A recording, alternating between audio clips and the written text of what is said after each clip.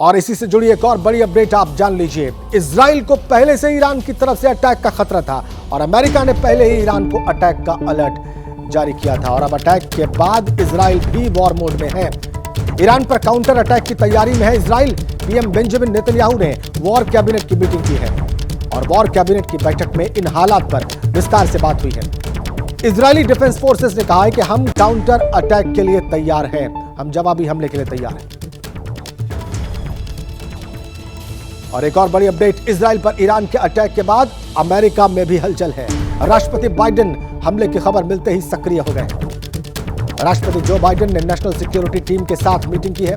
Biden ने कहा है कि हम इजराइल की सुरक्षा के लिए प्रतिबद्ध हैं।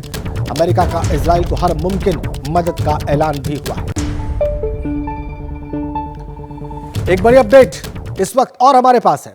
इजराइल के पीएम नेतन्याहू ने अमेरिकी राष्ट्रपति जो बाइडेन से बात की है। वॉर कैबिनेट की बैठक के बाद नेतन्याहू ने बाइडेन से बात की है।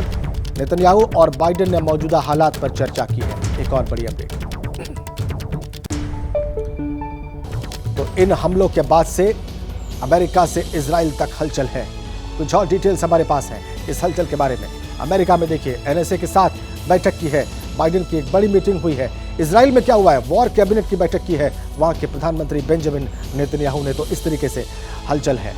एक और बड़ी अपडेट, रक्षा मंत्री से बाइडेन ने चर्चा की है इस सारे विषय पर, ईरान और इजराइल के बीच में तनाव के विषय पर। और इजराइल की आर्मी इस वक्त अलर्ट पर है इन हमलों के बीच में।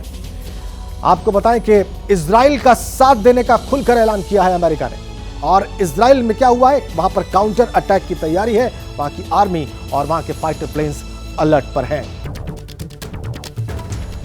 अब ये अटैक क्यों किया गया है इजराइल के ऊपर ईरान के द्वारा, आइए आपको बताते हैं ये अटैक क्यों हुआ है। ये समझ लीजिए आप, 1 अप्रैल को दमिश्क में, सीरिया की कैपिटल है दमिश्क में, ईरान के दूतावास पर अटैक किया था इजराइल ने। और दूतावास पर हमले में 12 लोगों की जान चली गई थी। 1 अप्रैल को यह सारी घटना हुई थी। दूतावास पर हमला हुआ था, 12 लोगों की जान गई थी। मरने वालों में 7 ईरानी रिवोल्यूशनरी गार्ड के अफसर भी थे। और इसी का बदला लेने का ऐलान किया। कुछ फोर्स के कमांडर मोहम्मद रेजा जाहिदी हमले में मारे गए थे, जो 1 अप्रैल को हमला हुआ था इजराइल का। ब्रिगेडियर जनरल मोहम्मद हादी हाजी रहीमी भी इस हमले में मारे गए थे 1 अप्रैल के। ईरान ने रमजान में हुए हमले की, इसका बदला लेने की ये घोषणा की और उसके बाद ये हमले किए हैं ईरान की तरफ से। उसी के बाद ये हमले किए गए। ईरान के सुप्रीम लीडर अयतुल्ला खमैनी बदला लेने की उन्होंने कसम खाई और उसके बाद ईरान ने ये मिसाइल से और ड्रोन से हमले किए हैं।